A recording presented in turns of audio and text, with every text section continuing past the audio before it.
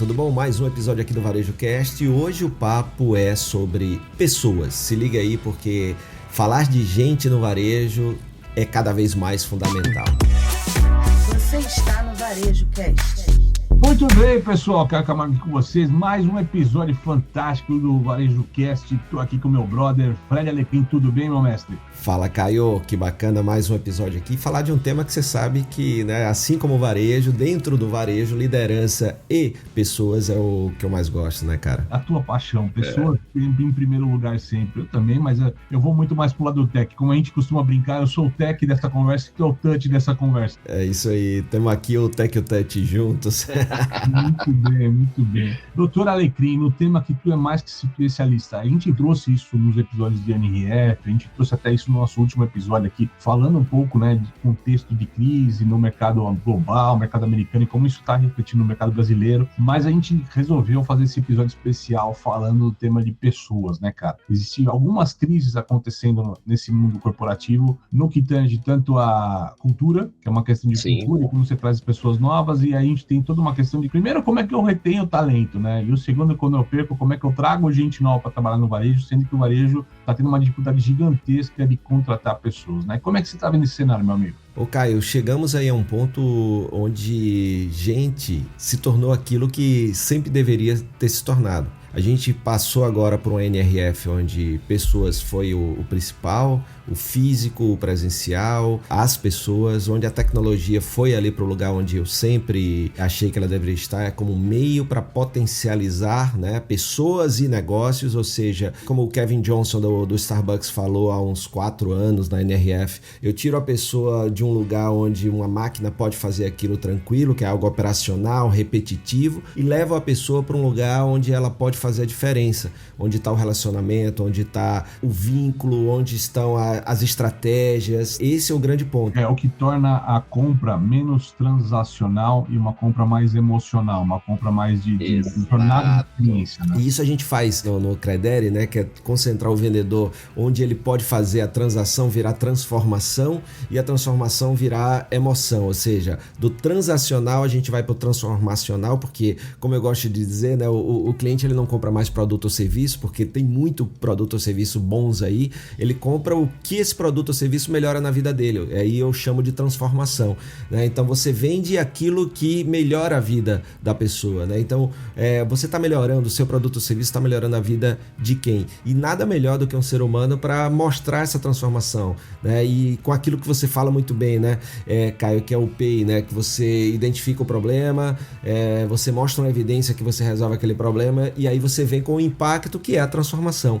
E tudo isso com aquela rede de relacionamento, com aquelas conexões, e aí você leva para o emocional, né? Então você sai do transacional para o emocional, passando pelo transformacional, né?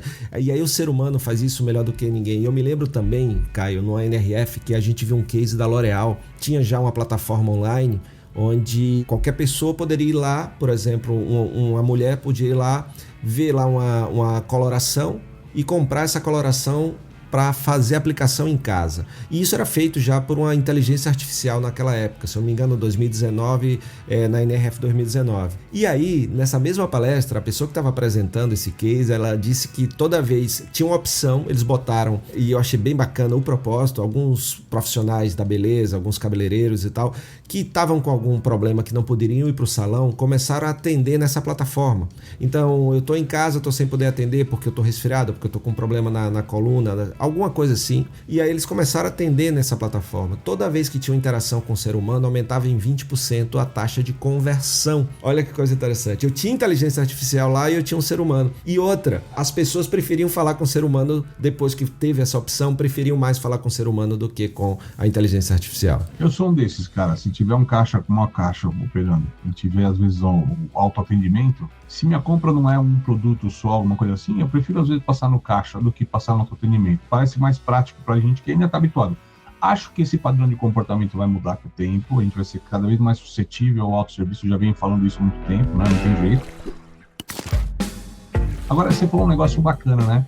o varejista sempre está se questionando sobre como é que ele é competitivo frente a marketplace, é o e-commerce, é o digital, no contexto, apanha e tal. E sempre quando ele olha esse drive, ele olha preço, entrega, frete, preço, né, e tal, e fica margem, e aí o que eu faço tal, mas fica lá balizando isso quase só no Excel. A diferença entre o digital e o varejo, porque daqui a pouco a loja física ela vai ficar cada vez mais digitalizada. A diferença entre o que é o físico e o digital são pessoas, no final das contas, né, meu amigo? Sim, e aí tem outro exemplo, né, a Bonobos, né, que é uma marca bem bacana de varejo que pertence hoje à Microsoft, né, Caio? Eles, cara, durante a pandemia, eles pegaram as pessoas de loja para atender no online deles, né?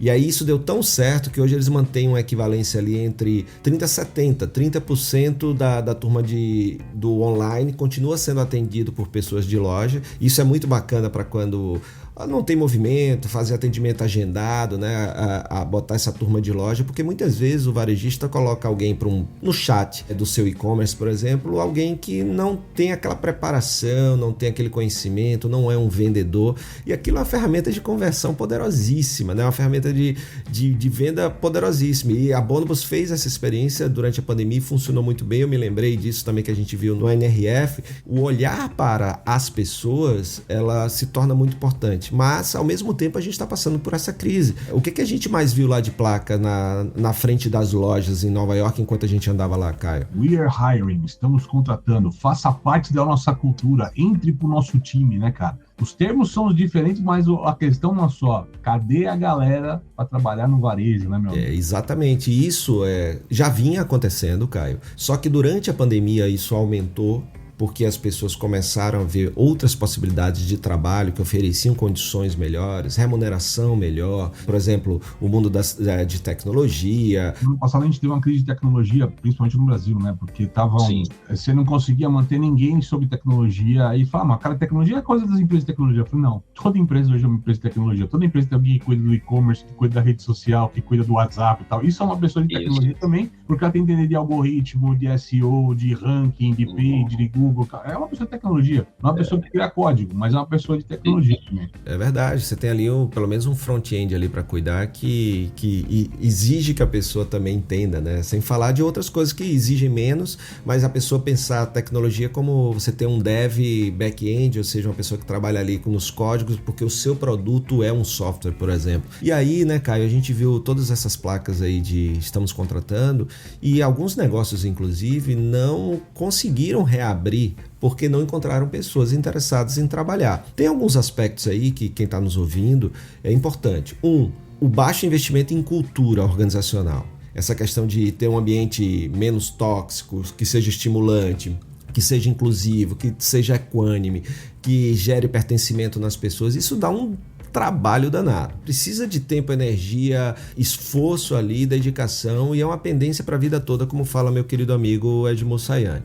O segundo ponto, quando você chega no varejo, normalmente você não tem na maioria, estou falando aqui de pequeno varejo, médio varejo, o cara entra para uma loja, ele olha para cima, tem um gerente, acima do gerente tem o dono, né? Ou seja, então você não tem uma perspectiva de futuro muito, muito grande. Então, daqui eu sou vendedor, eu vou passar a gerente, eu vou passar a ser sócio do cara, né? Então, que não vai acontecer na prática. O que muitas vezes não acontece. Então eu tenho uma baixa perspectiva de crescimento, de carreira e tudo. Quando a gente alia isso, qual é a reação mais comum que a gente viu lá? Qual foi a reação mais comum? Partir para a digitalização, automação de processos, né? Isso foi o que a gente mais viu lá. Hoje o trabalhador ele não quer ter a carga de trabalho do varejo, de 6 horas inicial, 12 horas lá na labuta, né? Ele não quer mais voltar para esse mercado de trabalho dessa maneira, né? Isso, não, ele tem isso também, a carga horária e a remuneração, que a gente viu lá, por exemplo, a gente estava em Nova York, onde é uma das maiores remunerações por hora, né? $17 a hora. E olha, a gente começa com $17 a hora, tá bom? Assim, isso que é um salário, acho que a base lá é bem menor do que essa, né? $7,5 a hora em muitos estados americanos, né, Caio? Então, assim, você tem remuneração,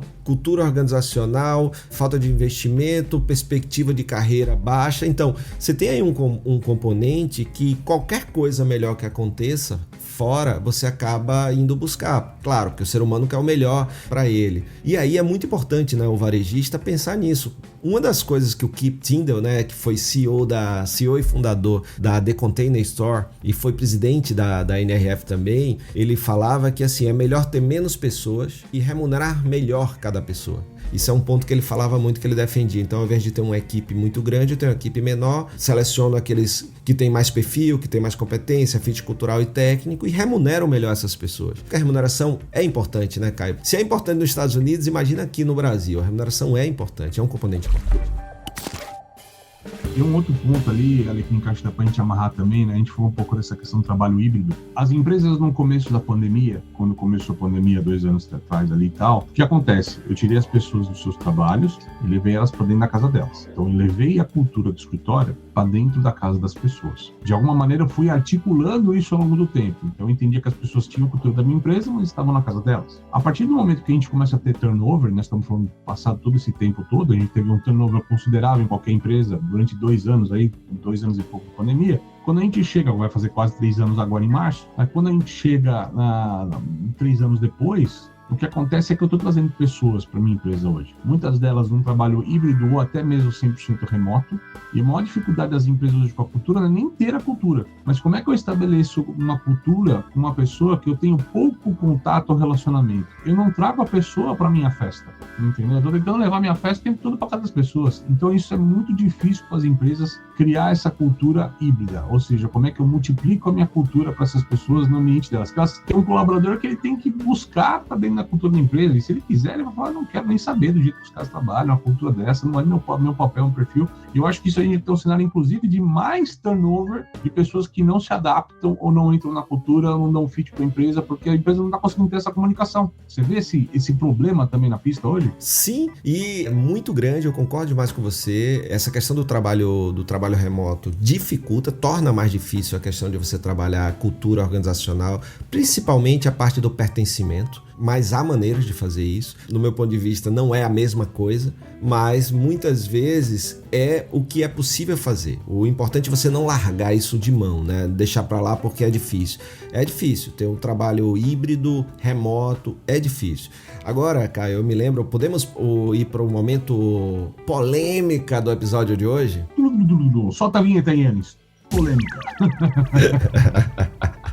Como é que o varejista pode reagir em relação a situações como essa? Recentemente, e isso foi semana passada, né, viralizou aí um vídeo de uma rede canadense de alimentação saudável chamada Fresh. Sim. E o vídeo é o seguinte: um brasileiro está chegando na loja e ele se surpreende porque quem atende ele não é um ser humano. Aliás, é um ser humano, só que em uma tela. Rapaz... E aí, esta brasileira está na Bolívia. Bolívia, exatamente. Atendendo. E aí eu fui mergulhar nessa situação, né? E, cara, no Canadá tem o que eles chamam de backlash, né? Uma reação, assim, absurda contra essa marca, né? De um monte de gente dizendo que não consome mais lá e tal. Aí você imagina, mas por quê? Não é uma maneira dele resolver essa questão de não ser atraente para pessoas que querem trabalhar lá? Sabe qual é o ponto disso, cara?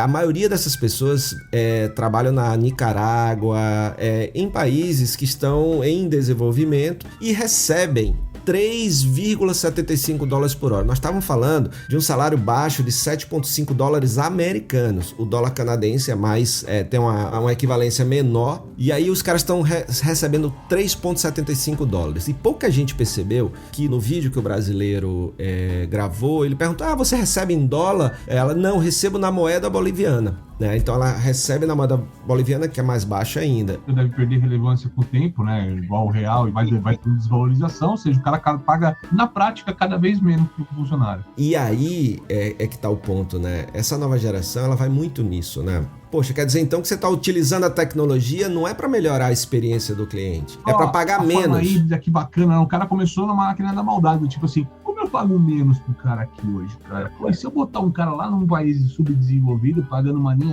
pra esse cara, bota a tela aqui e acabou. E vou estar resolvendo e vou fazer marqueteiramente meu barulho, que eu sou um cara de tecnologia. O né? driven by purpose, né? Você ser direcionado, movido pelo propósito. E aí, quando esse propósito é de impacto positivo, é um propósito nobre, ele evita que você tome as decisões pelos porquês errados. Qual a motivação que leva a você? E aí esse é um ponto. Então, o que poderia ser positivo para a empresa, que era uma experiência, pô, que legal, olha, é uma pessoa e tal, mas... Inclusive, as pessoas estão ventilando essa questão. Para quem não viu, Vale a pena dar uma googlada, uma buscada, vocês vão achar isso fácil na internet, que realmente viralizou fortemente esse vídeo. Vamos botar o link no descritivo aqui. Yannis, por favor, link no descritivo deste episódio. E tem que entrar agora no Spotify, tá vendo só? O que poderia ser positivo, né? Porque eu mantenho minha loja aberta, eu atendo, a experiência pode ser em vários idiomas. A pessoa diz, em português, aí entra alguém, né, que fala português, em francês entra alguém que fala francês. Eu viajo para um país, não domino o idioma, eu posso escolher que língua eu quero ser atendido, e aquilo puxaria uma pessoa, isso seria fantástico. Pagar um salário muito melhor para quem está num país desenvolvido. A exemplo do que a gente viu, por exemplo, quando a gente esteve lá com o nosso amigo Esteban Sartorelli da Dengo Cacau, lá na Dengo Chocolates, que ele fala, cara, meu processo iniciou de como eu melhoro a cadeia produtiva do cacau, onde eu pago melhor o preço da sacarina para aquele cara do cacau. Passa do contexto de você melhorar, né, o ecossistema, né? Começa por ali. Isso, Caio. Você imagina, poxa, vamos criar, a gente está com dificuldade de encontrar pessoas aqui no Canadá para trabalhar aqui com a gente.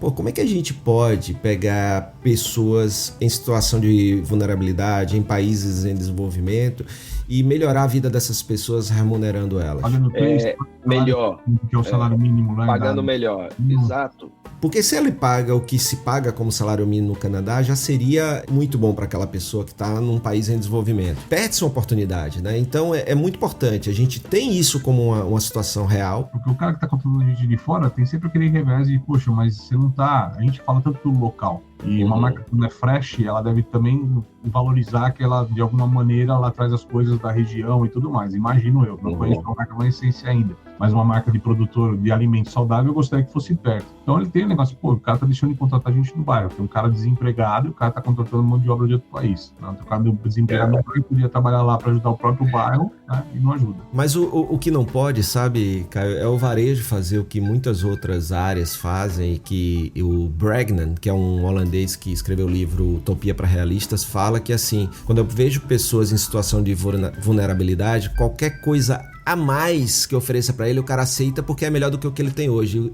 O que está acontecendo é que você se aproveita da situação de vulnerabilidade da pessoa. Como já aconteceu na história N vezes, né? A gente não aprende com os erros, né? O fato é isso. É isso aí. Então é muito importante, você que está nos ouvindo, varejista, é um desafio, mas como é que você pode resolver isso da melhor forma possível para todos e para todas? Ou seja, tem que ser bom para o negócio. Eu sei que o negócio, né? Eu também tenho negócio, então tem custos, tem limites, tem orçamentos, tem tudo, mas tem que ser bom para o time, né? Porque também se o time não está bem remunerado, como é que o cara vai entregar o melhor? Tem que ter uma cultura bacana, né? Para que a pessoa se sinta parte. Então são grandes desafios e que tem que estar na agenda, né, Caio? E o que a gente viu na NRF esse ano é que estava na agenda, ou seja, começou-se a falar com profundidade de temas que antes não se falava. Esses que a gente está falando aqui.